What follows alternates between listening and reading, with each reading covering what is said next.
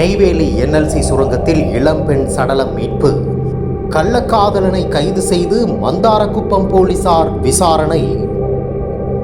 கடலூர் மாவட்டம் விருத்தாச்சலம் நெய்வேலி அருகே வேப்பங்குறிச்சி கிராமத்தைச் சேர்ந்த பாஸ்கரன் மனைவி பிரபாவதி வயது 33. இவர்களுக்கு ஒரு மகள் ஒரு மகன் உள்ளனர். பாஸ்கரன் கடந்த ஓராண்டுக்கு முன்பு உடல்நலக்குறைவால் இறந்துள்ளார். இதனால் பிரபாவதி மற்றும் 2 பிள்ளைகளோடு வேப்பங்குறிச்சியில் வசித்து வந்தார்.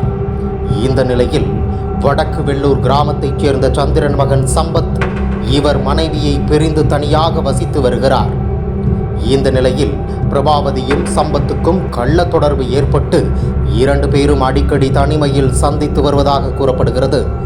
இந்த நிலையில் கடந்த 7ஆம் தேதி பிரபாவதியும் சம்பத்தும் இரவு நெய்வேலி சுரங்கம் ஒன்று அருகே தனிமையில் இருந்துள்ளனர்.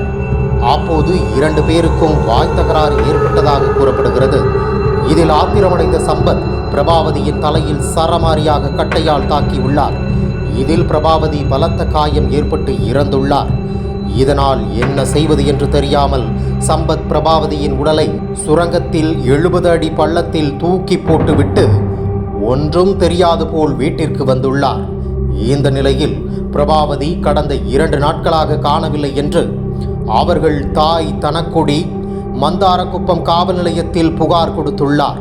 புகாரின் பேரில் போலீசார் அவருடைய செல்போன் நம்பரை வைத்து சோதனை செய்ததில் சம்பத்தின் செல்போன் நம்பரை காட்டியுள்ளது. பின்னர் சம்பத்தை பிடித்து விசாரணை செய்ததில் அவர்தான் பிரபாவதியை அடித்து கொலை செய்ததாக ஒப்புக்கொண்டார். அதன் பேரில் சம்பத்தை மந்தாரக்குப்பம் போலீசார் கைது செய்து விசாரணை மேற்கொண்டு வருகின்றனர்.